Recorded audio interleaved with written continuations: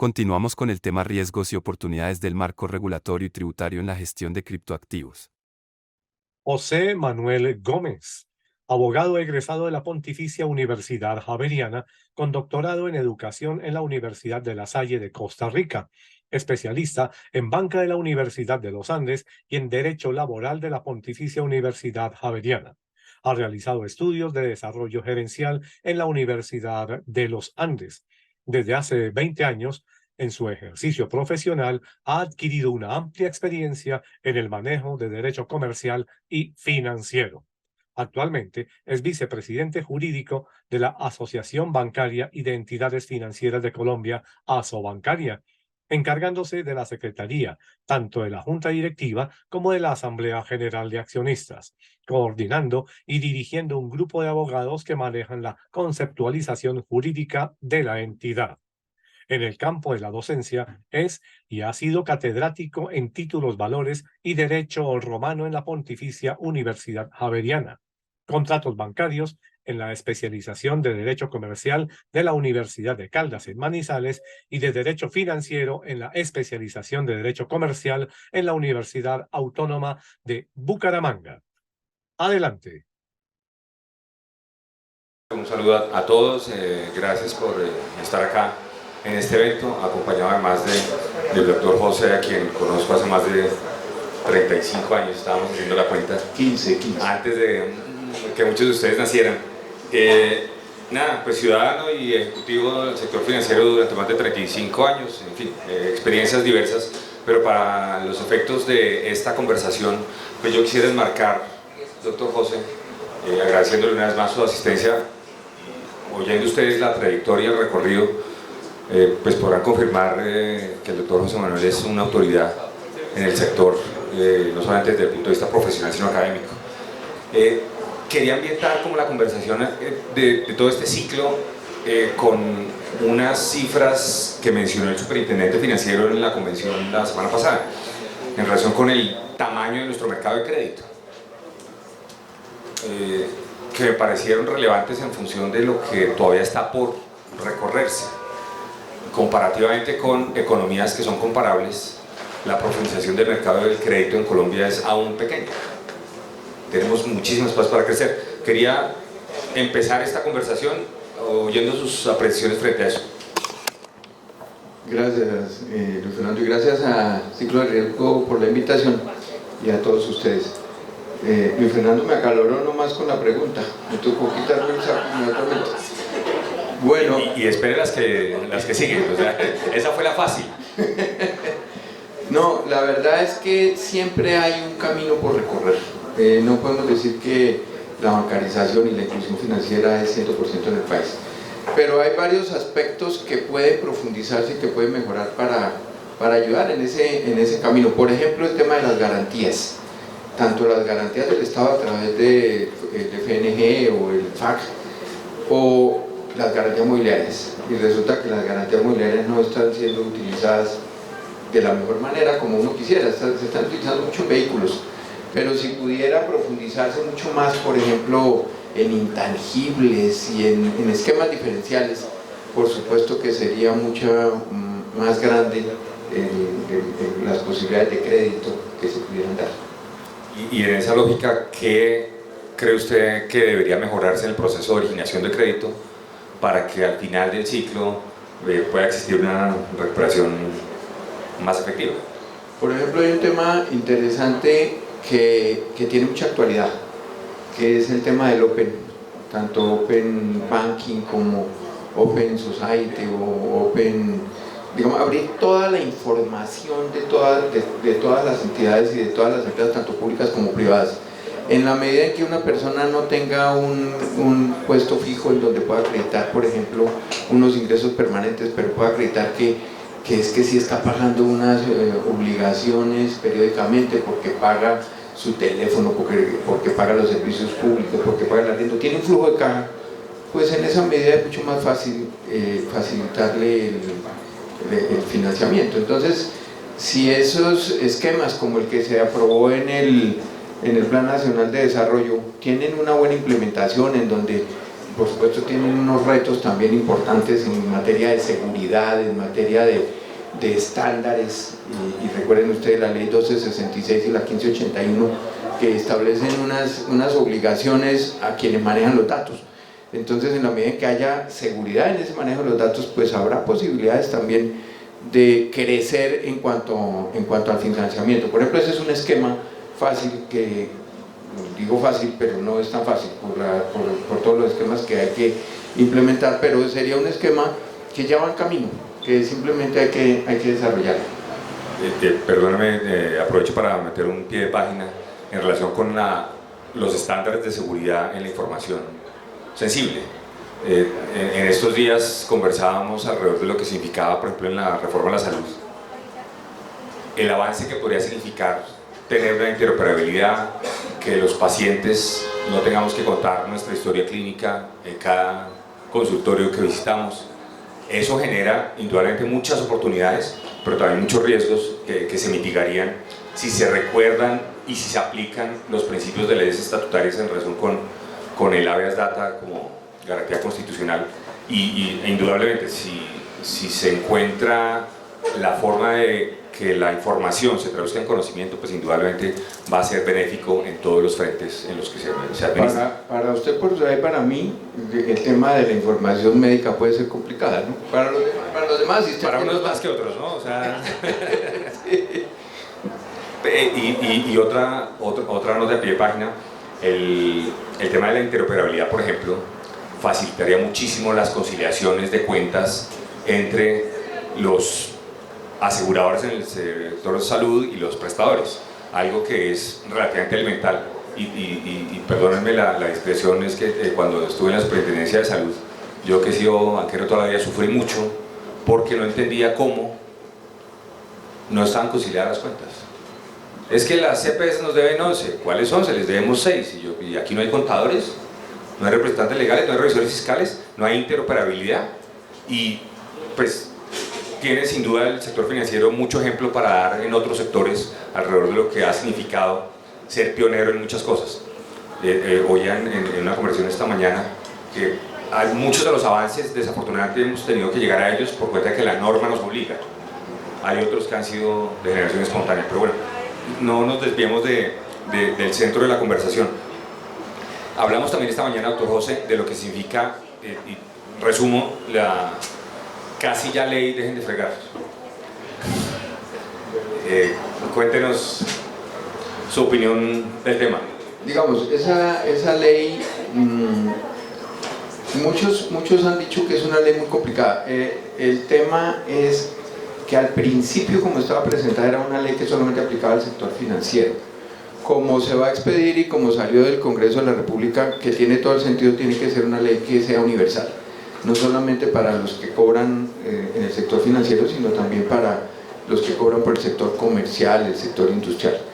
Esa ley, si nosotros dejemos de lado un poquito la ley y miremos un camino que hemos recorrido nosotros en Asobancaria, y lo hemos recorrido conjuntamente con Colcop, lo que era la cobranza de los años 70 y de los años 80 es totalmente distinta a la cobranza de hoy.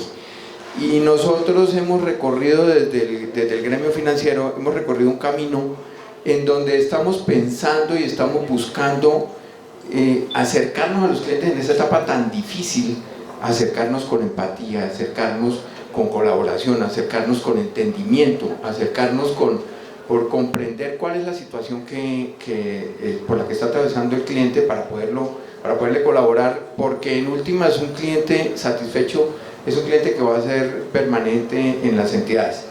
Nosotros hace algunos meses, por no decir como un año, año y medio, construimos conjuntamente con todas las entidades y con todos los asesores de cobranza, casas de cobranza, abogados que están agremiados a Colcop, construimos una guía de cobranza basada precisamente en esos principios de solidaridad, en esos principios de acompañamiento, y esa guía de cobranza se le presentó a la Superintendencia Financiera y la Superintendencia Financiera la aprobó.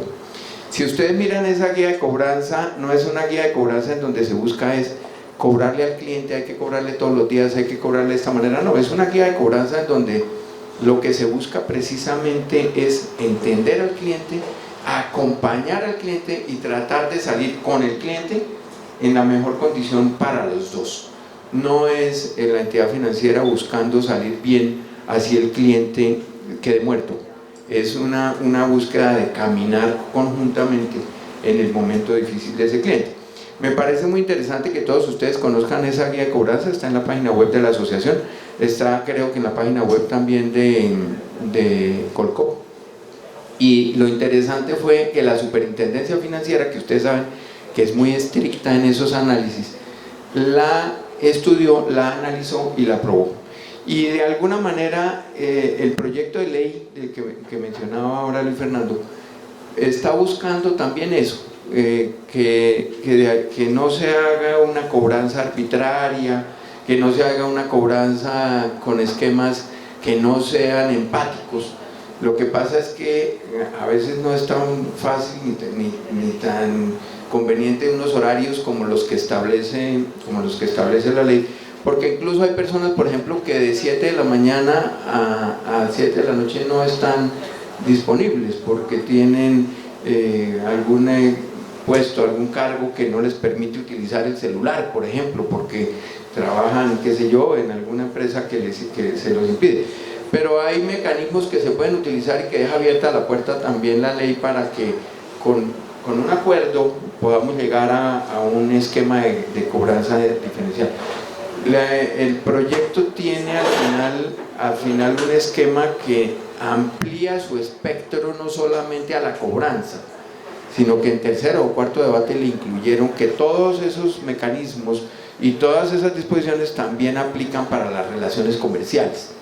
Eso dificulta un poco la relación comercial y no solamente de las entidades financieras, porque es que aplicaría para todas las relaciones comerciales de todos los sectores con sus eventuales clientes o con sus clientes.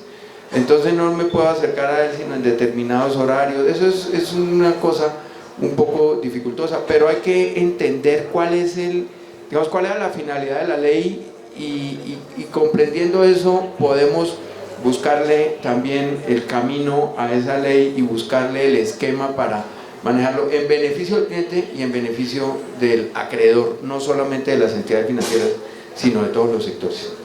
Sí, sin duda el esquema normativo es un imponderable con el que siempre los hombres y mujeres de negocios tendrán que lidiar y bueno, pues de alguna manera es norma y habrá que pues, respetarla y cumplirla mientras suceda otra cosa.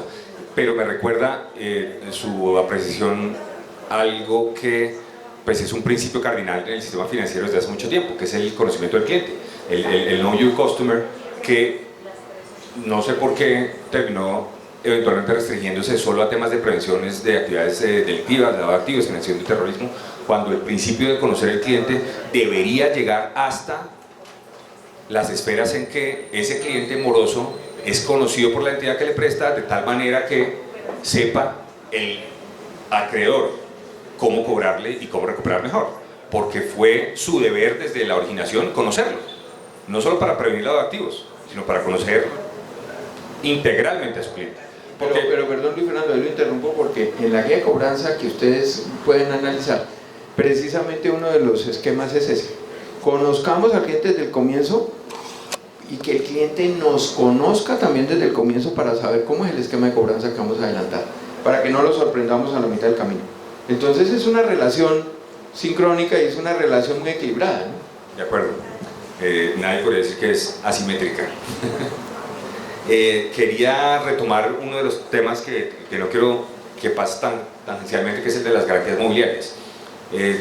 ¿Nos quiere profundizar algo, doctor José, de lo que usted ve, del impacto y realmente el efecto que puedan tener la masificación o la cercanía con los temas de garantías mobiliarias en cuanto a su constitución, ejecución, registro, etc.? El tema de garantías mobiliarias tiene un problema en el país y es que se ha centrado básicamente en vehículos. Si ustedes van y miran el registro de Confecámaras, el porcentaje grandísimo de garantías mobiliarias es el tema de vehículos.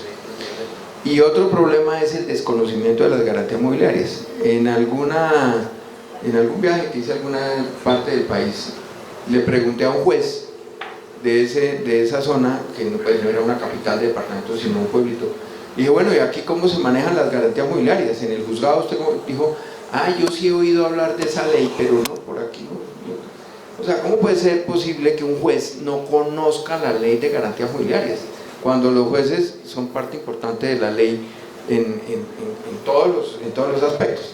Entonces no la conocen los clientes. Entonces, como los clientes no la conocen, no pueden tener el conocimiento de qué pueden ofrecer para potenciar sus posibilidades de crédito. Entonces, yo que tengo una pequeña parcela, me voy a inventar, pues yo puedo ofrecer el vuelo forestal o la cosecha futura, qué sé yo. Yo puedo ofrecer muchas cosas, algunos bienes muebles, no solamente los vehículos. Pero, y me da pena decirlo, hay algunas entidades que tampoco la conocen en profundidad.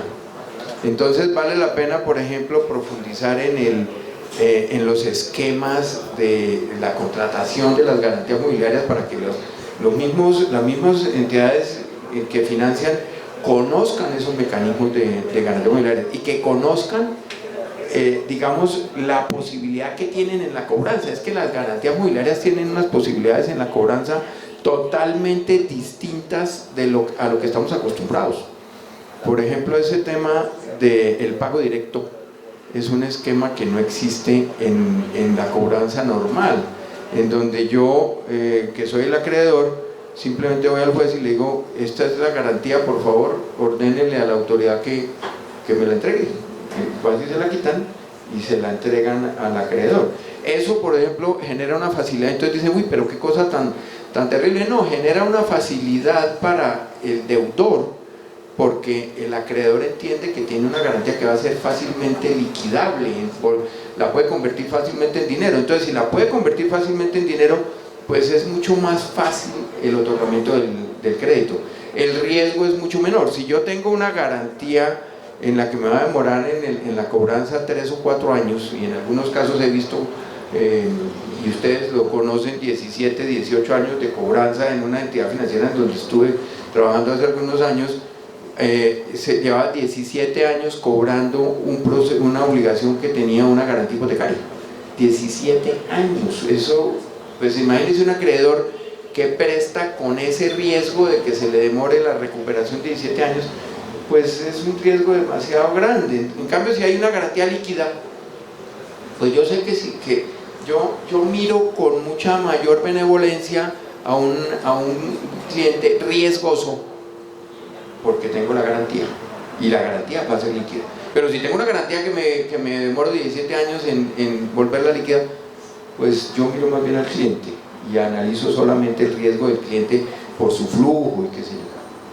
Ojalá también enhorabuena pueda profundizarse, por ejemplo, el crédito hacia el campo, hacia actividades agropecuarias, no solo a las agroindustriales, por cuenta de aprovechar todo este tipo de mecanismos que... Perdón, ahí lo interrumpo, Luis Fernando, en el tema de agro. Yo estuve secretario general de Finagro hace unos años y tratamos de registrar unas garantías sobre vuelo forestal. Cuando yo estaba allá en Finagro no existía la ley de garantías mobiliarias.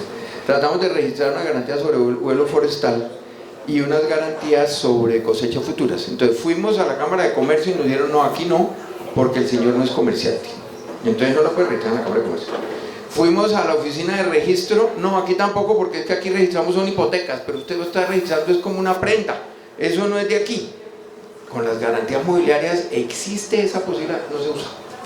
Qué cosa tan terrible, ¿no? O sea desde el año 2013 existe la ley y no se está usando sino en vehículos. No, por supuesto se está usando en otros mecanismos también, pero el gran porcentaje, si ustedes miran en Confecámaras, el gran porcentaje es vehículos, porque los vehículos es lo más fácil de controlar y es el que se entiende más.